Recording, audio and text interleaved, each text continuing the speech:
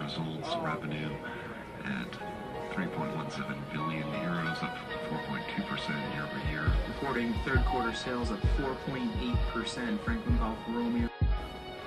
The Fed policy will be driven by the pace of the data.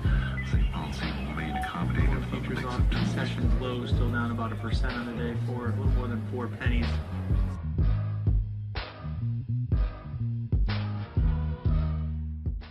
At the money or near the money iron butterfly with perfectly normal guidelines. It was open the Monday after expiration. You could open it a little before that. We used the Monday after expiration because guaranteed we never had overlapping capital. Vertical width set at 1 standard deviation and measured from the opening, whatever the date of the opening was, down to 5 days before expiration. You could use Friday before expiration if you like. Anything that gets kind of the current volatility built into your vertical width length. It was set up with a 15% profit target and a 20% max loss. And kind of the informal guidelines were don't try and squeeze this one for more than 15%. Just take your money and run.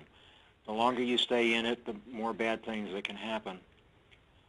It was adjusted from a iron butterfly to a conventional iron condor by rolling the challenge vertical, a whole vertical.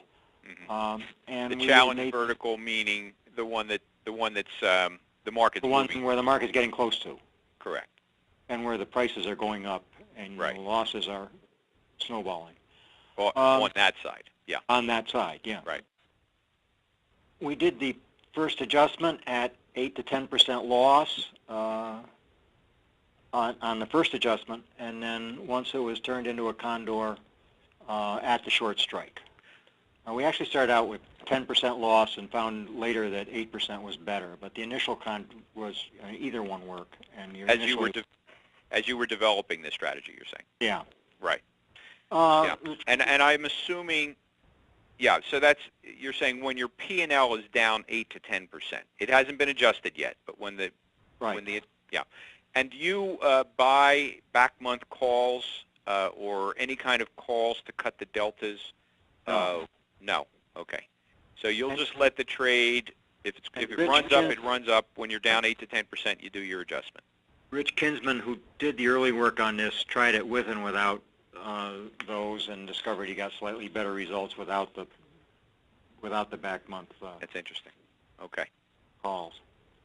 The thing showed good promise. You get a lot of money when you put an at the money butterfly in.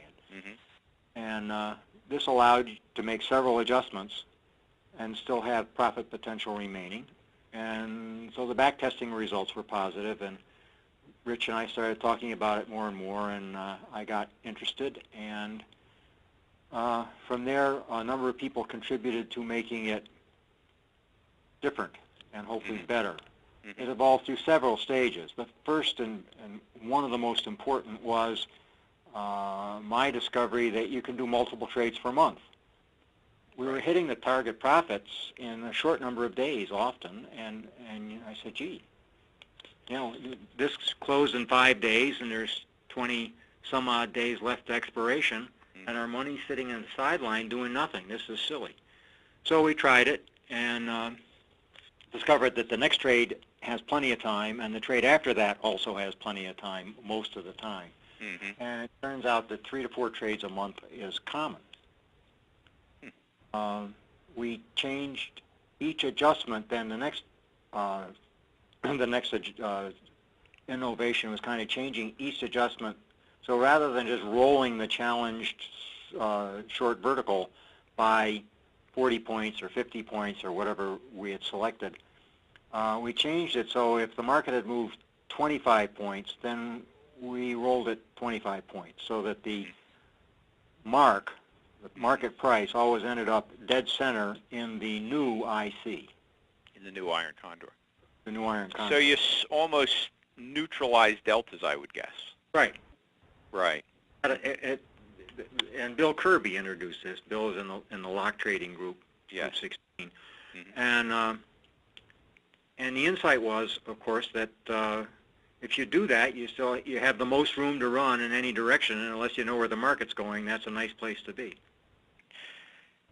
And the next thing we did is we initialized, we started equalizing the amount of capital we'd put into the trade rather than the number of contracts that we would open in each lot. Right. So in other words, you didn't really care about the number of contracts, you cared about the amount of capital. Right. And if you say, well, look, we'll get to some of that, but it makes a significant difference. You get a lot more capital working on average if you do that. Okay. Understood. By the way, folks, those of you who have not been to an Options Tribe meeting before, you know, go ahead and ask questions at any time. If it looks like the kind of thing, you know, we'll want to break in for clarification, I'll let Paul know. I'm watching the questions. If I feel it's something that, you know, needs to wait until Paul is finished, then, you know, I'll just hold off. So go ahead, Paul. The next one was probably the next most important change we made to the guidelines. Thank you for watching this clip of our Options Tribe webinar. The rest of the recording is available on optionstribe.com. I'm Seth Freudberg, and I've been hosting the Options Tribe since May of 2011. We've brought in options experts from all over the world to make excellent presentations to our members. So go right now to optionstribe.com to learn more about options education, or you can send me an email at sfreudberg@smbcap.com.